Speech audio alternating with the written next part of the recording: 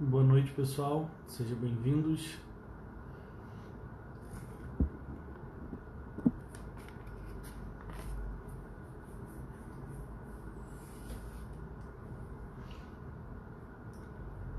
O pessoal tá entrando. Hoje é a nossa... Olá, Ana Cláudia, tudo bem? Hoje a nossa live é para falar sobre como a educação clássica e a educação moderna impactam o mundo. Olá, Cris Godoy, tudo bem? Boa noite.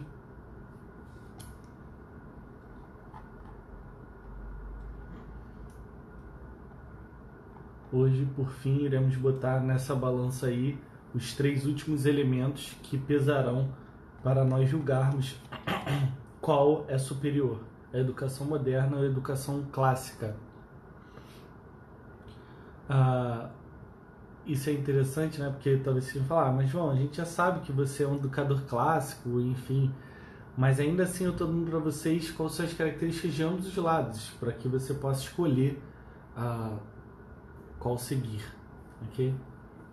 Olá, William, seja bem-vindo.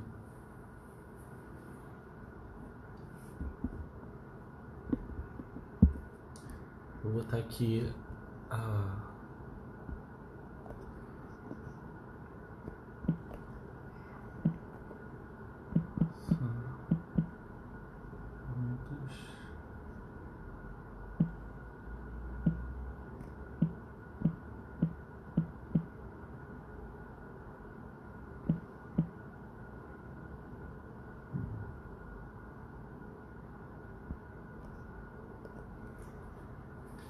Tá? Mais uma vez, se você quiser fazer pergunta, você pode clicar nessa caixinha aqui de interrogação, que aí você pode mandar sua pergunta e a gente não perde nenhuma pergunta, isso é importante. Tá? Bom, como sempre, esperar um pouquinho o pessoal entrar, ser notificado de que a gente está ao vivo, para a gente então começar.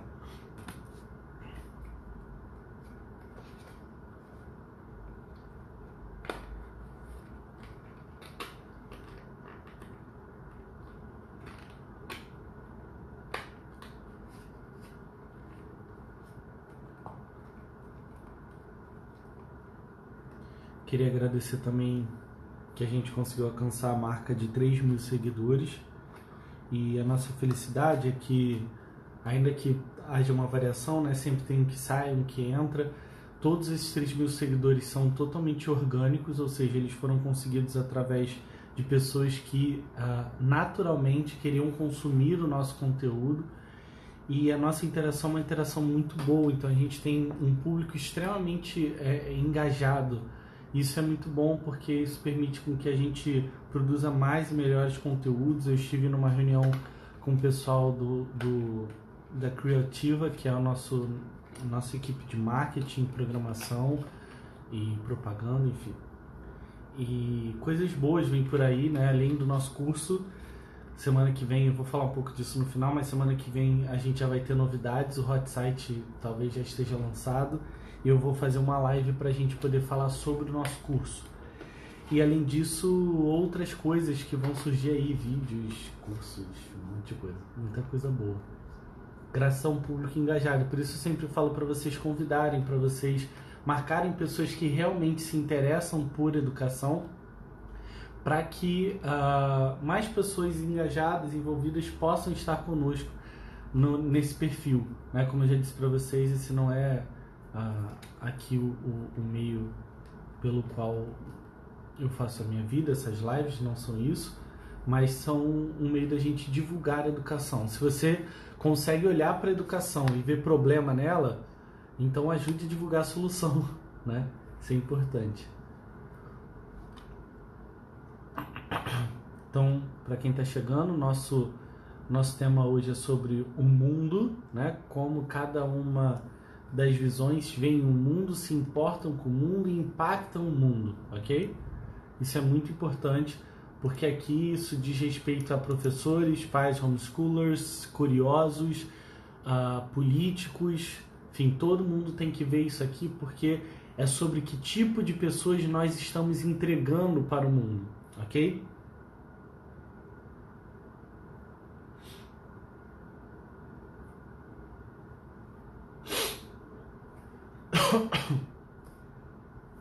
Bom, já alcançamos aí, como sempre, professora Sol Alves.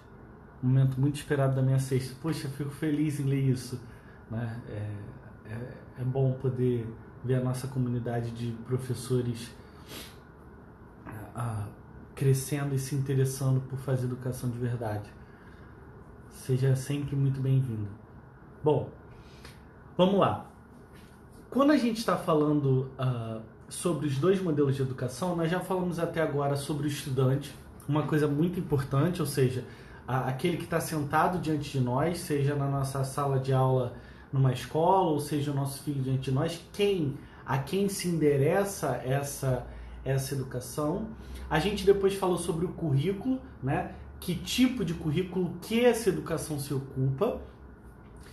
E depois a gente falou aonde essa educação se desenvolve, que é a comunidade escolar. E eu falei, inclusive, que esse módulo era importante, inclusive até para pais homeschoolers, porque essa comunidade ela se desenvolve onde se desenvolve a educação, tá?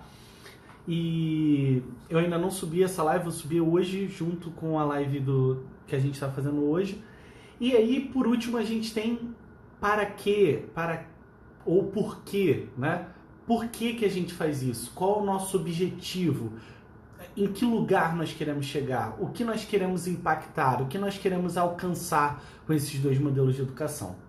Então, pegue o seu caderno, pegue a sua balança e vamos adicionar mais 3 itens do lado da educação moderna e 3 itens da educação clássica para a gente poder julgar para onde essa balança pende mais, tá?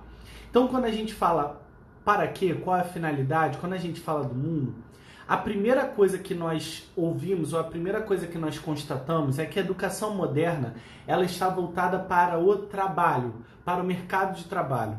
E aqui a gente tem que tomar muito cuidado como cristãos, porque geralmente a gente tende a pensar que como cristãos nós temos que valorizar o trabalho. De fato temos, eu não vou discordar disso aqui. Trabalho primeira coisa que todo cristão precisa ter, um parênteses teológico importante. O trabalho não é a pena pelo pecado. Muitas pessoas leem Gênesis 3 errado nesse ponto. As pessoas pensam que Deus penalizou o homem com o trabalho. Não é isso. Isso é uma visão grega, pagã do mundo, tá? Os gregos acreditavam, né, naquele mito de Sísifo, que o homem foi penalizado com o trabalho. Ele tinha que levar uma pedra até o cimo de um monte e depois essa pedra rolava e no dia seguinte ele tinha que fazer a mesma coisa. Para os gregos o trabalho é maldição. Para o cristão não. Para o cristão o trabalho é algo que Deus determinou antes do pecado. Então ele é pré-pecado, tá? Ele é antes da queda. O que Deus penaliza o homem é que a partir de então o trabalho seria realizado com o suor do rosto, com muito esforço, com dificuldade. E é por isso que muitas vezes trabalhar é penoso. Não porque o trabalho em si é penoso, mas porque o nosso pecado nos faz achar o trabalho penoso. Ok? Então esse é um ponto muito importante. O cristão não acha o trabalho um pecado, mas ele sabe que o seu pecado dificulta o seu trabalho. Mas o mais interessante é que a nossa sociedade faz as escolas para prepararem para o trabalho, para o mercado de trabalho. Esse ponto vem desde principalmente da Revolução Industrial, quando as escolas passam a ser lugares onde nós criamos aquele proletariado, né? Ou formamos até mesmo o corpo de empresários, de patrões, tá? A Revolução Industrial reconfigura a sociedade de tal maneira a ponto de que as próprias escolas se adequam ao modelo de sociedade que começa a acontecer naquele momento. Isso é interessante porque a escola acaba tomando uma forma de fábrica, né? Todo mundo enfileirado, um atrás do outro, uniforme, sirene, a sirene toca, tem tempo, e esse tempo é muito cronometrado, a gente está sempre correndo contra o tempo, né? Então a gente tem que produzir, porque a gente tem que ter resultados. E isso é normal. Eu já falei aqui quando eu falei sobre o ponto do currículo. Nós estamos acostumados em perguntar se a escola é apta para nos preparar para o mercado de trabalho? Né? É essa pergunta que a gente faz o tempo todo. Isso aqui prepara a gente para o mercado de trabalho? Ou, como eu vi numa palestra de educação, isso aqui nos prepara para as profissões do futuro? Essa é uma preocupação tão besta. Gente, essa é uma preocupação tão besta, porque ninguém prepara para algo que não existe. Ninguém vai preparar o seu filho para a profissão do futuro, sabe por quê? Porque ela está no futuro e ninguém sabe qual ela é. Então para de ser besta, de achar que porque essa escola tem... Perdão pelo barulho, gente. Porque essa escola tem aula de programação. Tô falando mal da aula de programação, eu acho genial ter aula de programação dentro da escola. Que tem aula de robótica. E porque um dia... Gente, eu falei isso aqui na última live. Hoje o mercado de trabalho não precisa de mais robôs. Porque o robô faz o que o que eles podem fazer. O que eles precisam agora é de ser humano. Ok? Para de se preocupar com o que é errado. Preocupe em formar seres humanos. Bom, então a educação moderna ela é preocupada com o trabalho. Emprego, dinheiro, prazer e conforto. Essa relação dicotômica, inclusive, do trabalho, que é eu trabalho versus prazer, não é isso? O trabalho acaba sendo a obrigação da semana, eu tenho o final de semana onde eu tenho ali o meu momento de prazer. E, na verdade, também eu trabalho como quem me gera conforto e quem me gera prazer. Então, aqui é mostrar pro aluno que ele só vai alcançar um estágio de contemplação, de prazer no trabalho, na busca pelo trabalho, na busca pelo mercado de trabalho. Então, se você propõe qualquer coisa fora do mercado de trabalho, ele vai associar como algo que não te traz prazer, uma vez que esse prazer só vem pelo trabalho, pelo dinheiro imediato. Entende? Bom, João, qual é o contraponto então? O que a educação clássica oferece? Nós oferecemos um propósito, tá? Se por um lado a educação moderna está focada no trabalho, a educação clássica está fundamentada ou oferta um propósito, algo pessoal, tá? Então a gente está preocupado não com o trabalho, com o dinheiro, com o prazer e com o conforto que esse trabalho pode trazer, os grandes carros podem trazer, mas a gente está perdão, a gente está concentrado numa formação plena do ser humano, que é vívida e que é também virtuosa, e que nos prepara tanto para essa vida quanto para a próxima. João, você está falando o quê? De reencarnação? Não, estou falando da vida eterna. A gente tem que se apegar na frase de C.S. Lewis que tudo que não é eterno é eternamente inútil, tá? Então, é muito importante que a gente entenda que a formação da educação clássica não é uma formação para o mercado de trabalho. João, isso significa, então, que a educação clássica não liga para o mercado de trabalho? Não, não é isso. O que a educação clássica entende é que formar também para o mercado de trabalho é, antes de tudo, formar integralmente o ser humano de forma vívida, de forma virtuosa, ou seja, através das virtudes, tá? Das virtudes principais elencadas pela igreja, as 7 virtudes, mas também as outras virtudes intelectuais, tá? E preparar aquelas pessoas para a vida presente e a próxima vida, ok? Preparar para aquilo que é eterno. Eu não tenho que preparar para aquilo que é de agora, mas para aquilo que é para sempre, tá? Os valores que nós devemos cultivar são os valores do reino de Deus, que não passa, como se você se pôr a ler o Salmo 119, o salmista vai estar falando o quê? Exatamente sobre a perenidade da palavra de Deus diante das demais coisas. Então, é dentro da palavra de Deus, que é eterna, que permanece para sempre, que passa tudo, mas ela não passa, é que nós devemos centrar a formação dos nossos alunos.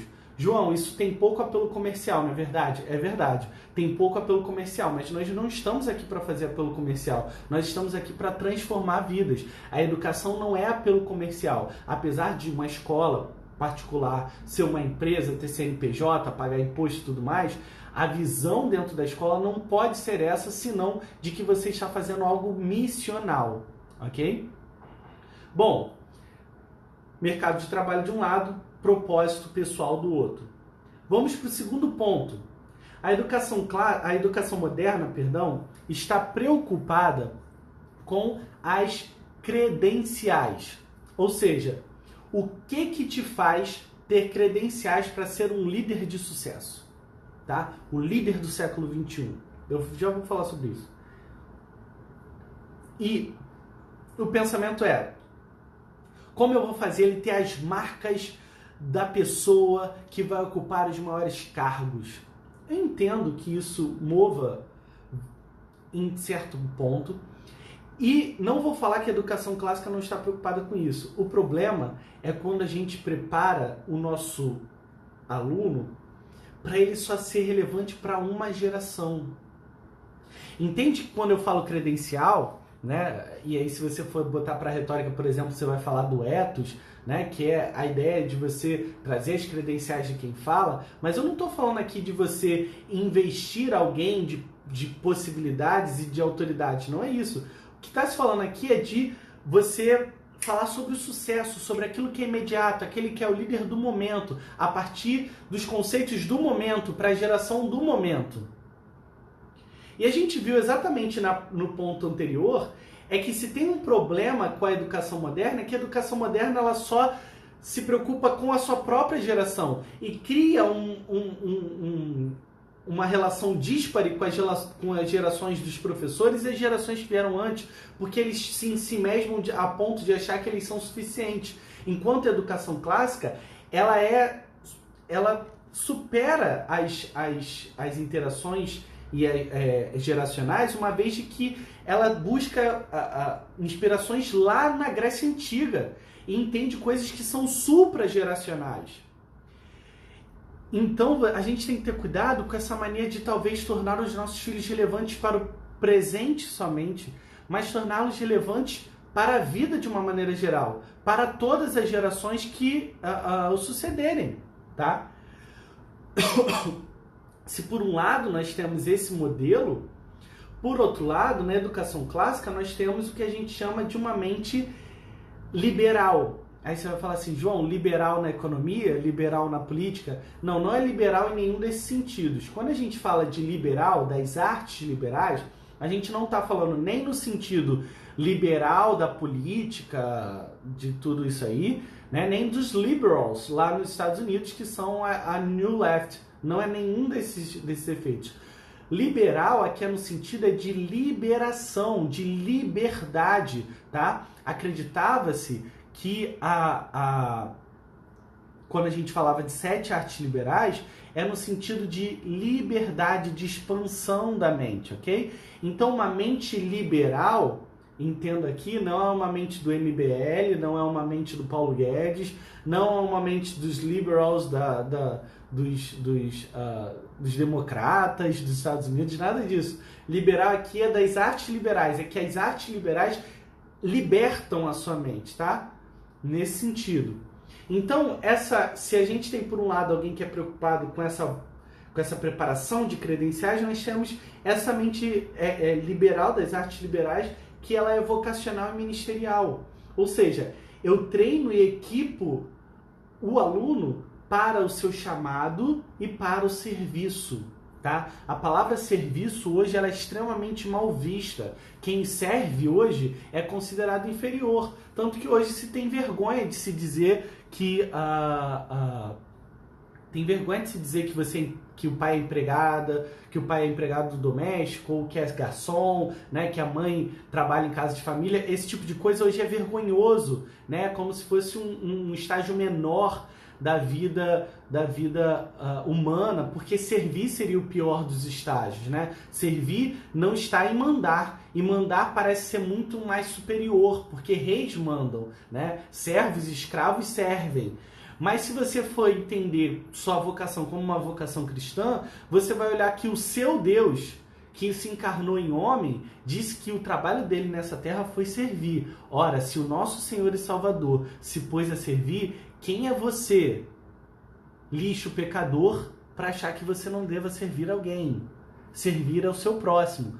E aí, por isso, vem uma mensagem que tem feito impacto na vida das pessoas, mas essa mensagem foi passada 2000 anos atrás, que é do Dr. Ito, né? Sirva, para de servir, sirva e para de encher o saco, não é isso que ele fala? Por que isso te impacta tanto? Porque essa mensagem não é dele. Não estou falando que isso é plágio dele, não. É porque ele está ecoando uma mensagem eterna do próprio Deus. Serve, você tem que servir. Entendeu? Então, é importante que você prepare o seu aluno, prepare o seu filho para a vocação dele. Seja a vocação dele religiosa, seja a vocação dele de sapateiro, seja a vocação dele como que for, mas que ele sirva na sua vocação, sirva a Deus e ao próximo e glorifique a Deus no que ele faça. Mais uma vez, isso não é apelativo economicamente, isso não traz pessoas, mas a gente não pode estar preocupado em transformar a educação a partir do apelo econômico, mas a partir do apelo espiritual. Existe um problema na nossa sociedade, ele não é a previdência social. O problema da nossa sociedade não é tributário. O problema da nossa sociedade não é corrupção. O problema da nossa sociedade ele é moral, ele é pecaminoso. Essas pessoas não precisam de reforma da Previdência. Essas pessoas não precisam de reforma tributária. Essas pessoas precisam de Jesus. Essas pessoas precisam ter um encontro real com Deus. Essas pessoas não precisam da direita. Essas pessoas não precisam da esquerda. Essas pessoas precisam da palavra de Deus. Elas precisam ser libertas dos seus pecados, dos seus vícios malditos. É isso que a gente precisa. A gente não precisa de nada além disso. Então entenda aqui que antes da gente se preocupar em fazer algo para deixar os níveis do PISA lá no alto, em fazer os níveis da Prova Brasil, né, lá no alto, o Enem, não sei o que, e reformar, não sei, a gente precisa levar Cristo. E a educação cristã clássica é preparar e nutrir a próxima geração de cristãos para entender bem o seu caminho, o seu plano, como servir a Deus nessa sociedade. Gente, isso é mais importante, mais excelente do que qualquer currículo. Não adianta nada o seu filho aprender latim e viver como se fosse um pagão. Não adianta nada o seu filho dominar a retórica se ele usa essa retórica para o mal e não para poder falar da palavra de Deus. Entenda isso. Eu sei que a gente se importa com a qualidade do ensino, a excelência de ensino. Isso é muito importante, mas, gente, sem Cristo essas coisas são vazias. Porque Ele mesmo falou, sem mim nada podeis fazer. Gente, exclua qualquer mérito de um bom currículo se isso não levar o seu filho a se ajoelhar diante de Deus. E é por isso que entre um dos princípios que eu ponho da minha pedagogia, do meu modelo pedagógico, é a tese do Dr. Jonas Madureira, que é a inteligência humilhada. Como é que você humilha a sua inteligência? Quando você está em oração, quando você reconhece a soberania de Deus. É você ler as confissões de Santo Agostinho e entenda o que é a inteligência humilhada. Entenda que todo saber vem de Deus. Por favor, prepare os seus filhos para servirem a Deus e ao próximo, servirem a esta sociedade. Tudo bem até aqui? Podemos continuar? Bom, o outro ponto... Eu tô vendo alguns pessoais, perdão, gente, pelo erro. Tô vendo algumas pessoas comentando e parece até que tem algumas perguntas. Gente, use aqui a interrogação, porque senão isso vai se perder, tá? Para que a gente consiga comentar cada um dos assuntos. Então tem uma interrogação aqui embaixo, você clica, escreve a sua pergunta ou até mesmo um comentário, mas para depois a gente conseguir comentar, tá bom? Bom, o terceiro e último ponto sobre o que impacta o mundo, sobre para quê, né? Para como o mundo se relaciona, é que na educação moderna nós estamos relacionados com o consumo, tá? Então a gente está preocupado na educação moderna com o sucesso popular, né? Aquele sucesso ali básico, aproveitar os benefícios culturais sem efetivamente fazer cultura, né? Possuir e consumir. Então a gente vive uma sociedade hoje de consumo. literalmente uma sociedade de consumo. É impressionante como a gente vive em uma sociedade onde nós temos pessoas extremamente consumistas. Extremamente consumistas, tá? Porque é impressionante, jovens. E aqui eu vou adicionar uma outra coisa que eu não tinha posto aqui. Além disso, nós vivemos uma sociedade extremamente doente. Nós temos crianças, porque, gente, até 18 anos, isso é criança, tá? Crianças tomando antidepressivo, remédio de tarja preta, se drogando, tá? E além da coisa mais perversa e nojenta, que é essa Ritalina e essa mania de achar que criança, tudo quanto é criança tem TDAH. E por isso vocês perguntaram pra mim, por que menos psicopedagogo? Porque psicopedagogo só serve pra ficar falando essas porcarias. Tudo é uma síndrome, tudo é um problema, tudo é um não sei o quê. E aí quando chega no psiquiatra, no psicólogo, ainda tem esse reforço de que é algum problema que tem que ser tratado com remédio. Gente, para com essa porcaria de trazer a psicologia para dentro da escola. Psicologia fica dentro do consultório, dentro da escola tem que ter pedagogia. Entendeu? Ah, mas é um estudo interdisciplinar para entender a psique humana para não sei o que. Não é lugar na escola. Psicólogo e pedagogo, duas coisas diferentes. Você está na escola para educar. Psicólogo está para tratar das doenças da psique humana e tudo mais. Escola é para educar. E a gente educa a alma, educa a psique, mas a gente não está ali para tratar de problemas da psique humana. Não é o nosso lugar. Não é, mas eu fiz uma pós. Provavelmente sua pós foi ruim. Porque você só leu Paulo Freire, só leu Pierre Bourdieu, só leu esses caras todos, que têm uma visão totalmente errada do homem, uma visão pecaminosa do homem, e você vai ajudar esse homem a partir de percepções pecaminosas. Porque você lê Freud, você lê Jung, você lê Rogers, você lê esses porcariada toda, e aí você acha que ali você vai ajudar, porque a sua percepção não é... Percepção, caramba, você não tem percepção porcaria nenhuma. Você quer botar a criança no centro, achar que ela é uma pobre coitada, que não existe pecado nela, porque do jeito que ela está agindo é porque é o pecado nela aflorado. E você quer fazer uma série de... Não, porque temos que fazer intervenções. Pelo amor de Deus. Vocês só sabem encher o saco dos outros. Tem psicólogo. Se a criança apresenta algum tipo de distúrbio mental, você leva para o psicólogo. Se não, você tem que fazer como? Com repreensão e correção da criança. É claro que existe criança doente. É claro que existe criança com problema de atenção. É claro que existe problema com um monte de outros problemas. Criança com fobia social. É claro que existe. Eu não estou negando a importância da psicologia. Eu estou falando que a psicologia não tem que estar na escola. Nem a escola na psicologia. Quando a escola não dá conta, ela manda para o psicólogo. João, psicólogo e pedagogo podem conversar? É óbvio que tem que conversar. O professor e o psicólogo conversam. A coordenação pedagógica e o psicólogo conversam. Mas não tem que um interferir na área do outro. Sabe por quê? Porque um estuda uma coisa e o outro estuda outra. Para de se meter um na vida do outro. Não, mas é uma área interdisciplinar. Interdisciplinar o caramba. Não pode disciplinar porcaria nenhuma. É só mais um jeito de criar falácias. Tá? Existe um livro chamado Maquiavel Pedagogo que você vai ver como essa falácia da psicopedagogia só criou problema. Não gostei, achei ruim, porque eu fiz psicopedagogia e achei ofensivo. Eu não posso fazer nada. Eu não posso fazer exatamente nada para você.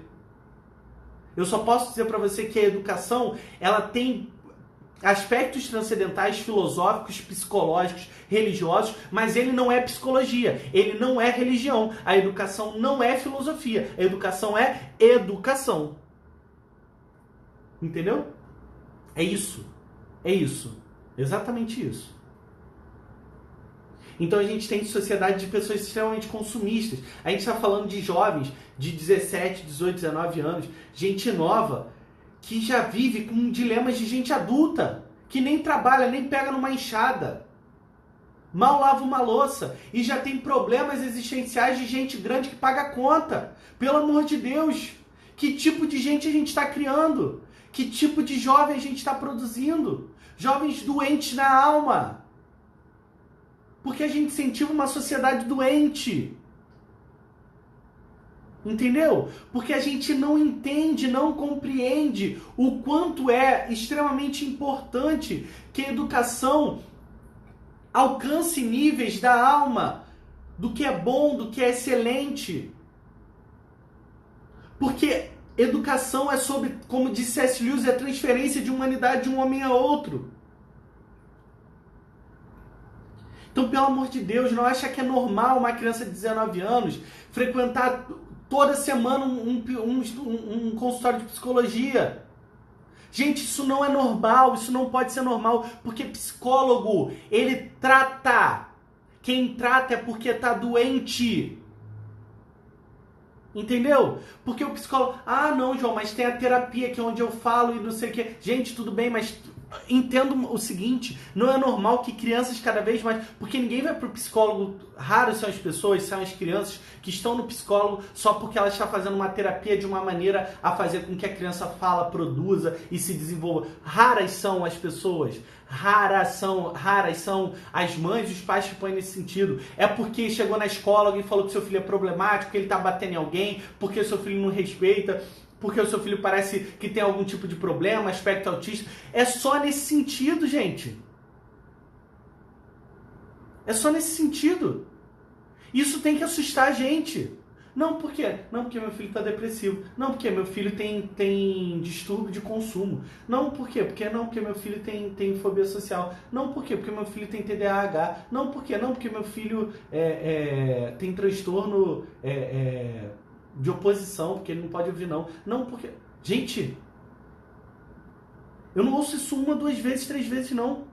É o tempo todo gente chegando na minha mesa, na mesa dos meus pares de trabalho, sentando e falando assim, não, porque você aceita o meu filho que tem problema tal.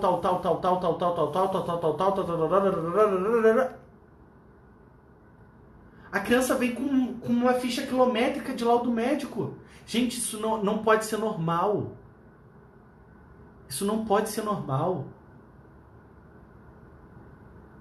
Eu não estou falando aqui que problema psicológico é falta de surra, falta de disciplina. Não, problema psicológico é problema psicológico. Mas problemas psicológicos não podem ser pormenorizados. A gente vive uma sociedade hoje que minimiza. Sabe o que me irrita? O que me irrita profundamente é falar assim, sabe o que é? É que eu tenho toque. Então os meus livros têm que estar todos organizados. Você não tem toque, porque toque é doença. Você não tem mania de limpeza, porque mania de limpeza é doença. Entendeu? Sabe o que é? Que às vezes eu me sinto mal, que eu tenho fobia, não sei. Você não tem, porque isso é doença. Para de achar que... Porque hoje é hype, né? Você tem uma doença psicológica. Não, sabe por quê? Porque eu tenho fobia tal. Não, porque eu tenho transtorno tal. Eu tenho transtorno de ansiedade. Por quê? Porque eu como doce demais. Não, você não tem transtorno de ansiedade. Você só é um gordo, um gordinho guloso que não para de comer chocolate e não deixa chocolate ali. Não é transtorno de ansiedade, não. Porque transtorno de ansiedade você toma remédio. Entendeu? Você só é uma pessoa que não tem coragem de dizer não para comer aquilo que você não tem que comer. Entendeu? É isso. Ah, não, João, mas existe gente com transtorno de ansiedade. Tem muita gente, sim, que tem transtorno de ansiedade, acaba se tornando obeso, essa obesidade tem toda uma relação. Mas, gente, não é regra, é exceção. Porque se fosse regra, a gente faria um grande mutirão psicológico e resolveria o problema. Pelo amor de Deus. Não, sabe o que é? Porque eu tenho crise de ansiedade. Não, sabe o que é? Porque você tem outros problemas. Para de querer supervalorizar o seu problema como se você fosse... Como, cara, o problema fosse um grande problema psicológico. Entende? Para com isso. Tudo a gente gosta de usar um nome para poder justificar. Não, você só é chato. Você não tem mania de organizar, você não tem toque. Você é chato. E ninguém aguenta mais ficar perto de você. Entendeu? Então você não tem toque. Você só é chato. Entendeu? Para de ficar o tempo todo psicologizando as coisas. Psicologiza a educação, psicologiza os seus erros, psicologiza o seu pecado, para aí pecado não ser mais pecado. Entendeu? Então a gente tem uma sociedade baseada no consumo, tá? De um lado.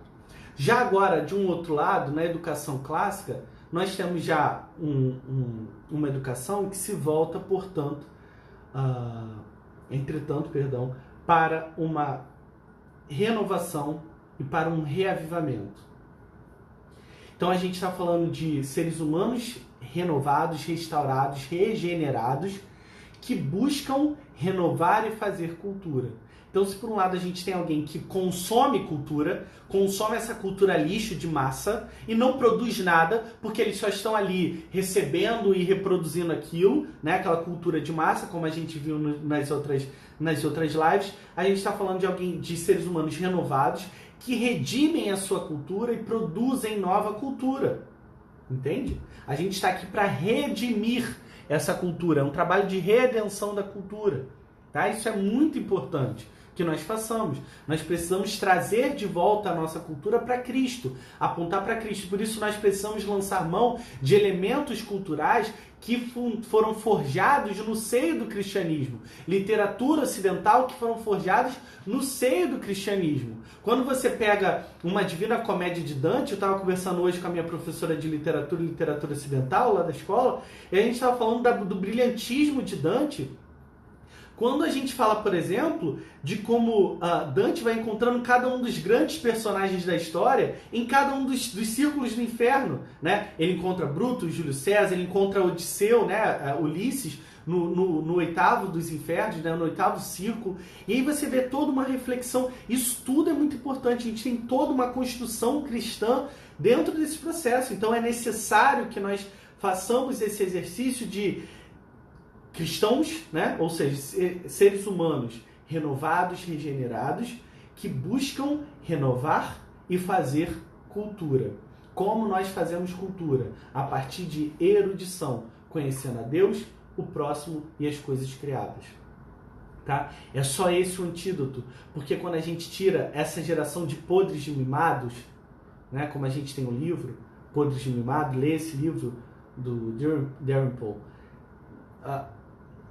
Leiam exatamente essa geração de podres de mimado, ou tem também A Vida na Sarjeta. Se essa geração não foi educada, nós viveremos essa sociedade doente, essa sociedade que vive nos consultórios de psicologia. Todo mundo entendeu? Bom, vamos às perguntas.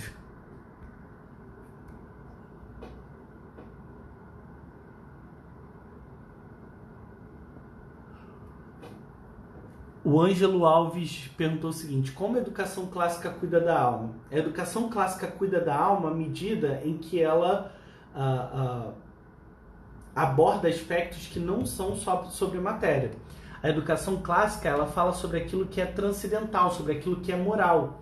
Então a gente está falando de ética, a gente está falando do que é belo, do que é bom, do que é verdade. Quando você educa para a bondade, a beleza e a verdade, você está educando para o transcendental. E isso fala sobre a nossa alma. E a gente não educa sobre o que é bom, sobre o que é beleza, sobre o que é bondade, beleza e verdade, se a gente não usar qual é o padrão para que a gente estabeleça esses conceitos, que é o padrão de Deus. A educação clássica parte do padrão de Deus para definir os transcendentais, o que é metafísico. Então a educação clássica ela está preocupada com a alma do aluno. Tá? Então a educação clássica ela é excelente nesse sentido, porque ela olha a alma do aluno como uma parte essencial, uma parte indissociável da forma humana. Né? Se a gente for pegar a própria a formação do ser, né? De id, ego, superego, né? A partir de Freud, que fala de id, ego, superego, né? Você vai ver que não dá para, e corpo, né? Você não consegue dissociar o ser do que aquilo que é interno dele, do que vai chamar de subconsciente, mas o que a gente efetivamente vai chamar da alma. Né? A alma precisa ser cuidada porque ela precisa do seu refrigério. O seu refrigério está na água da vida que não para de jorrar, que é o Espírito Santo de Deus. Okay? Samuel perguntou: teria algum programa ou forma de visitarmos o Frônesis para entender na prática como acontece a educação clássica? Sim. O Frônesis está de portas abertas. Nós ficamos na estrada Antônio José Bittencourt, 1491, em Nilópolis. Ok? Só você mandar um e-mail para a minha secretária que ela vai marcar. Como a educação clássica prepara as virtudes? A educação clássica ela se baseia nas virtudes. Ela não só prepara as virtudes, mas ela se baseia nas virtudes. A educação básica, a educação clássica, perdão, ela é baseada em 3 pontos, em 3 pilares: a sabedoria, as virtudes e a piedade. Piedade e devoção na prática. Virtudes são como nós educamos e praticamos a nossa alma, né? E fortalecemos as nossas almas. E a sabedoria, como nós desenvolvemos o nosso cérebro, a nossa mente. Tá? Então, as virtudes são parte essencial da formação do ser humano.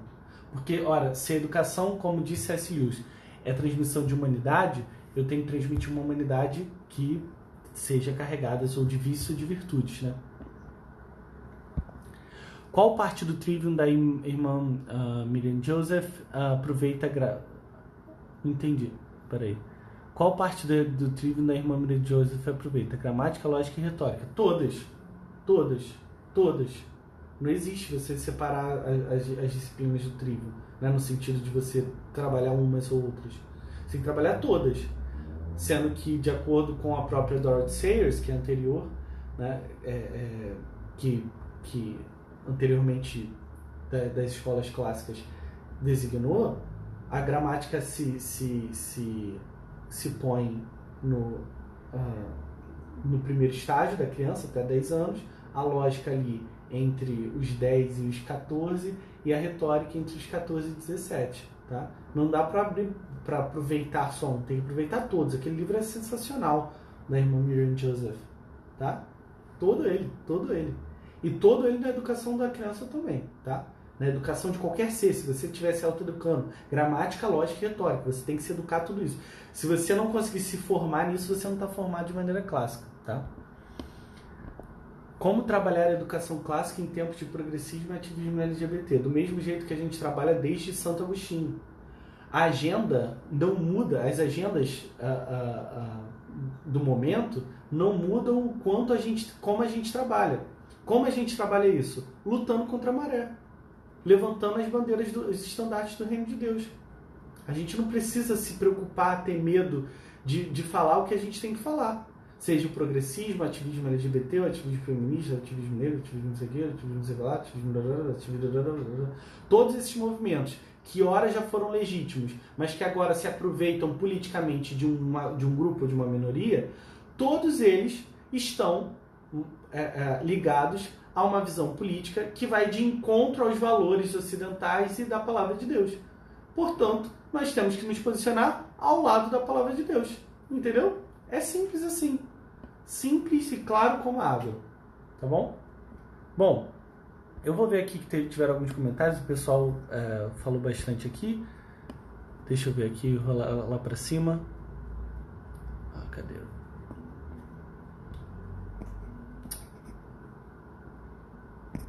Caramba. Deixa eu ver aqui. O primeiro comentário que apareceu. Puxa vida. Tô travando aqui. É que. O que você achou da lei que criminaliza a homofobia? Assim, Selma, eu acredito que você seja. Não sei se você é nova aqui no nosso grupo. Eu não costumo comentar a política do dia aqui. Mas a gente tem que tomar um cuidado porque precisa se definir o que é homofobia. Definindo-se o que é homofobia, você pode ter uma lei perfeitamente, mas você precisa entender o que é homofobia.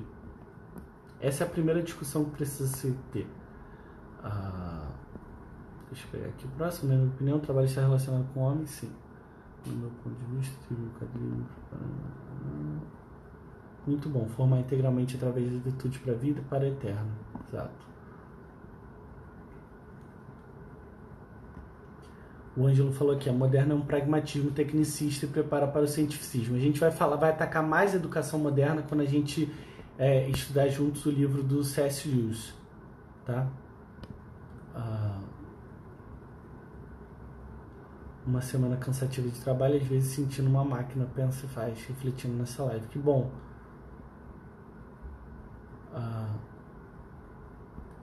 Deixa eu ver se tem alguma pergunta. Treinamento constante de pessoas eficientes, mas não seres humanos completos, exatamente.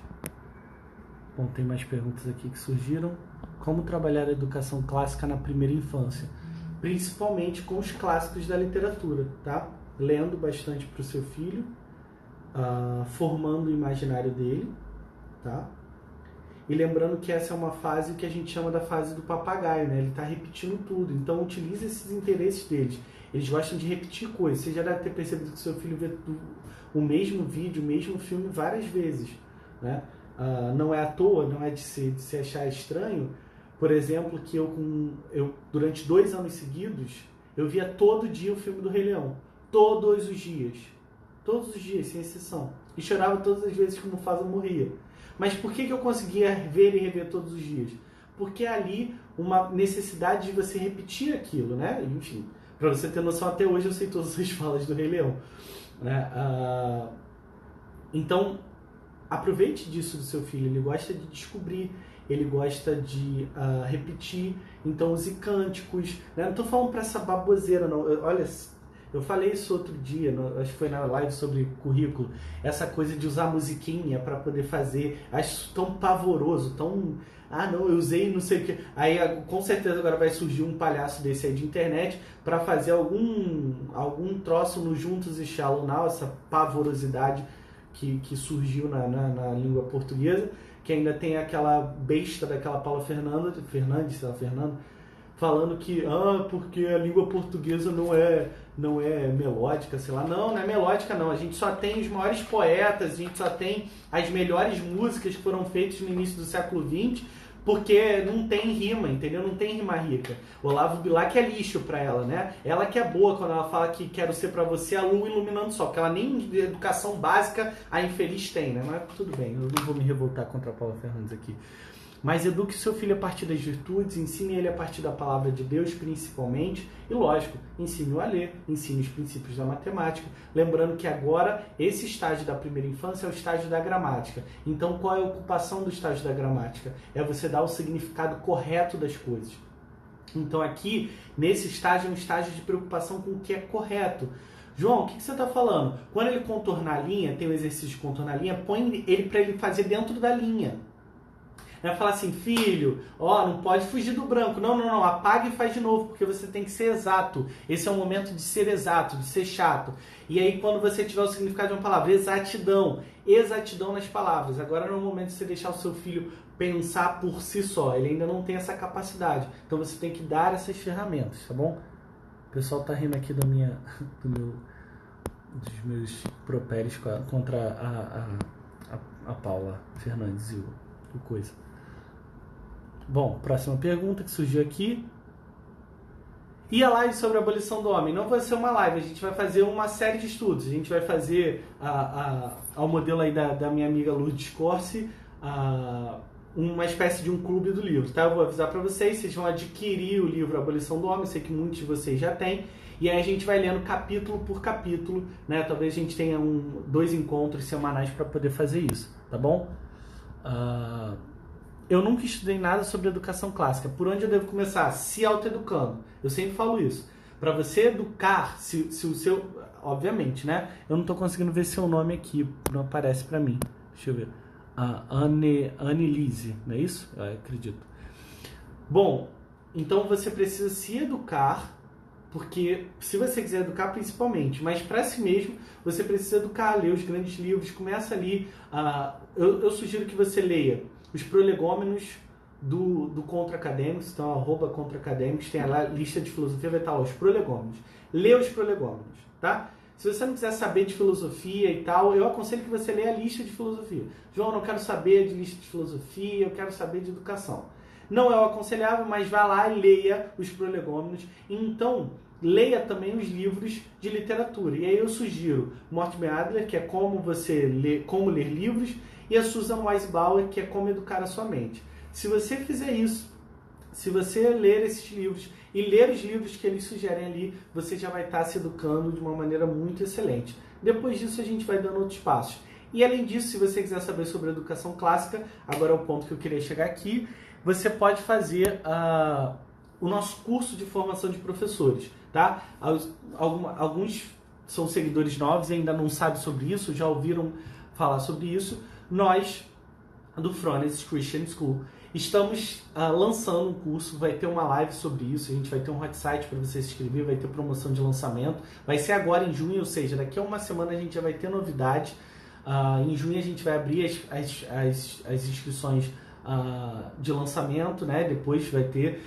é um curso de 9 meses, de 3 trimestres, de 9 meses a um ano, onde você vai aprender sobre educação cristã clássica efetivamente. Então, você vai fazer um curso técnico de magistério.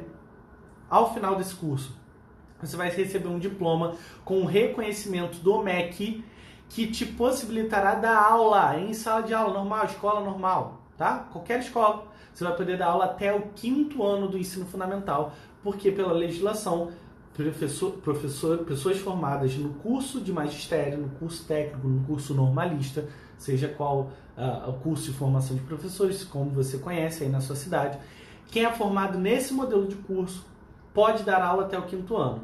João, eu tenho doutorado, posso fazer? Posso. João, eu tenho mestrado, posso fazer? Posso. João, eu tenho só um curso técnico de administração, posso. João, eu sou dona de casa, posso. João, você tem que ter no mínimo ensino médio.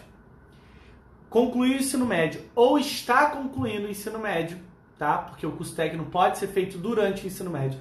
Se você está concluindo ou você já concluiu o seu ensino médio, o antigo científico, o antigo 2º grau, não importa de quando você é. Se você concluiu o ciclo básico, aquele ciclo antes da graduação, dali em diante, até você ser, sei lá, o cara, você pode fazer esse curso, tá bom? Então esse curso vai te capacitar para poder você aprender sobre educação clássica. Tudo sobre educação clássica. Então você vai aprender fundamentos psicológicos, fundamentos sociológicos, fundamentos filosóficos, fundamentos das 7 artes liberais. Você vai aprender sobre políticas públicas e sobre documentação, tá? Sobre como a educação se organiza legalmente. Você vai aprender sobre como ensinar os grandes livros, metodologia do ensino infantil, metodologia da alfabetização, metodologia das linguagens, metodologia da história da geografia, metodologia das ciências da natureza e ciências astronômicas, metodologia do latim. Você vai aprender sobre o que mais? Estou esquecendo de alguma coisa.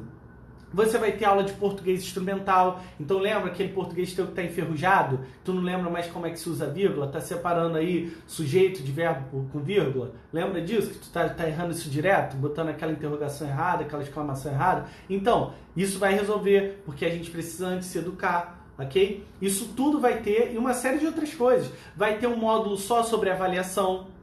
Como é que é a avaliação? Como é que deve ser feita a avaliação? Ok? Vai ter fundamentos da matemática, estou esquecendo. Vai ter a metodologia da pesquisa, ok? Para você aprender também sobre o que é educação a partir de evidências, você vai aprender sobre isso. Vai ter uma fase que é só os prolegômenos, baseado nesses prolegômenos dos contra-acadêmicos, né? Nesses primeiros livros que a gente vai ter que ler. Então é um curso extremamente completo, extremamente completo. Não existe curso igual no mercado. Ninguém tem um curso igual a esse, e ainda mais um curso validado pelo MEC. O meu curso é validado pelo MEC, entendeu? Eu estou fazendo o MEC certificar você e formar você um professor cristão clássico. Então, ele excede muito qualquer curso que tem aí. A gente viu que esse é a primeira demanda. Então, é para pai homeschooler, é para professor. Muitos professores que estão assim, João, eu efetivamente nem quero dar aula no 5º ano, mas eu sou professor do 6º ano, sou professor do 3ª série do médio, isso vai me ajudar? Claro que vai te ajudar. Você pode até não querer ter esse título. Abrindo aqui um parênteses, tá? Um parênteses importante. Se você tiver formação de professores, isso agrega no seu currículo. Porque eu, particularmente, como quem contrata o professor, quando eu vejo que a pessoa tem a sua formação e formação de professores, isso é sempre um a mais, tá? Você tem possibilidade de passear por todas as séries da escola. Então, é um trunfo para você, professor. Isso agrega no seu currículo. E vai te ajudar também a entender sobre educação clássica, porque o primeiro trimestre ele é um apanhado geral sobre educação clássica, para todas as séries, para todas as idades, ok? Então ele é um apanhado, depois é que ele vai se especificando nos conceitos, mas imagina, você tem a sua formação específica, na sua matéria específica, mas tem formação de professores, você então aprende mais efetivamente como é a prática de ensino, e eu esqueci aqui também de falar, tem prática de ensino, porque como é um curso técnico, tem que ter diploma, você tem que ter prática de ensino, então você tem que estagiar numa escola, então você tem que fazer esse processo, conhecer como é que é. Então eu estou falando aqui para vocês coisas que são valiosas, ensinar vocês a darem aula, ensinar vocês a falar, ensinar vocês a escrever, ensinar a fazer vocês fazerem isso tudo, Deu para entender a importância disso? Então, a educação aqui, nesse curso, você vai aprender tudo sobre educação clássica. Tudo sobre educação clássica. Esses pontos que a gente fala aqui, tudo que a gente vai tratar vai estar lá. Vai estar lá para você entender. Para o pai homeschooler vai ser assim uma fonte, porque ali você vai conseguir dar conta da educação do seu filho até 10 anos de idade com segurança total. Tá? Porque vai ser o primeiro que você vai estar capacitado pelo próprio MEC. Então é segurança institucional, inclusive, para você. Você chegar e falar assim, eu sei o que eu estou fazendo porque eu tenho formação de professores. Até os 10 anos de idade, até o 5º ano do ensino fundamental, eu posso dar aula para o meu filho porque eu sei o que eu estou fazendo. Então é uma segurança assim absurda para um pai homeschooler. É uma segurança para os professores que já têm formação pedagógica e sabem que não aprenderam nada na faculdade de pedagogia. Essa é uma reclamação dos meus professores que não aprenderam nada de matemática, não aprenderam nada de história e geografia, só ficaram lá discutindo Paulo Freire, essas porcariadas ideológicas. Tá? Então é formação de verdade, é profunda, é animal, é choque, entendeu? Então eu conto com vocês e divulguem, né? Tem 4 perguntas aqui, meu Deus, acho que não vai dar tempo. O curso é totalmente AD? Tem algum tipo de avaliação presencial? Sim, o curso ele é totalmente AD nas suas formações, mas ele tem que fazer algumas avaliações presenciais caso você queira o diploma reconhecido, tá? Mas a gente, obviamente, está buscando parceiros para a gente ter polos em outras regiões. Mas existe também uma vantagem de que quem fizer, né, vier ao Rio, gente, eu estou falando de você vir ao Rio uma vez a cada trimestre, tá? A gente vai ter palestras no dia das avaliações, porque de fato tem que ter uma avaliação presencial, ok? O que me diz Duratio Studiorum? Preciso de uma live para falar sobre isso, mas é um tema bem interessante, tem ali pontos extremamente importantes, tá? Muito importantes. A gente marca aí que a gente vai fazer uma live sobre isso, Ratio Studiorum. O Frones adota alguma gramática do português específica? Sim, a gente está no processo de adoção específica da Suma Gramatical do professor Carlos Nogueira. Outra pergunta, como a educação física na educação clássica? Ela é importantíssima, né?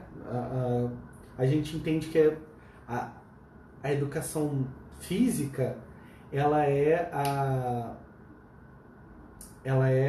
o domínio do corpo, tá? E o corpo ele é importante, porque isso, a palavra de Deus fala, nosso corpo é templo do Espírito Santo. Então a educação física não é só momento de recreação, não. É entender o seu corpo e como usá-lo para a glória de Deus. Outra pergunta, qual o valor do curso? O valor do curso vai ser revelado nessa live de lançamento que a gente vai fazer, você vai poder fazer, tá? João, por que você não revela antes? Porque ainda tem um monte de coisa que a gente está definindo, gente. Não é só um mero mistério, mas é porque lá vai estar lançado tudo direitinho, explicando tudo direitinho. Não adianta só jogar um valor aqui, tá bom? Mas fica tranquilo que vai ser bem barato. Para quem for assinar no lançamento, vai ser bem barato. De verdade, não é bem barato assunto de vendedor, não. É bem barato mesmo, tá? Qual a sua opinião sobre o Classical Conversation? Acho sensacional, acho muito legal. Nossa escola está fazendo uma parceria com as famílias de Classical Conversations para poder, no futuro, ser uma Umbrella School. Ou seja, receber essas famílias dando todo o suporte, tá? Eu sou parceiro da GABA e eu vou estar no encontro do EduCop agora em junho, dia 21 e 22 de junho, meu aniversário, 22 de junho, para poder falar a essas famílias sobre a Umbrella School, tá? Nós estamos sendo a primeira Umbrella School do Brasil. O Francis tem mania de ser primeiro nas coisas, né? Adler me convenceu a ter um dicionário. Recomenda algum ou qualquer dicionário serve. A gente tem o Roaz, a gente tem o Aurélio, né? São dicionários bons, né? A gente tem bons dicionários na língua portuguesa. Compre dicionários atualizados, tá? Porque a grafia mudou, porque alguns significados foram inseridos, palavras novas surgiram. Então, para com esse preço, exige um bobo de comprar dicionário velho em sebo, que já está cheio de comida de traça, tá? Compre um dicionário bom, tem o Aurélio, que tem com CD, tem o Roaz, né? Tem outros, enfim. Compre um dicionário que você ache bom, robusto, aquele grande, grosso, assim, que você pode tacar na cabeça de alguém. Esse é um dicionário bom, tá bom? Então, gente, temos 26 segundos restantes de live. O que eu quero dizer para vocês é: se preparem para o curso mais excelente de educação cristã clássica que este país já viu. Me perguntaram se tem a ver com Classical U. É claro que o Classical U foi o primeiro curso que eu fiz na minha formação, mas ele excede o Classical U porque ele tem uma formação prática. Então divulgue esse curso de formação de professores clássicos, ok? Fiquem com Deus. Tchau, tchau.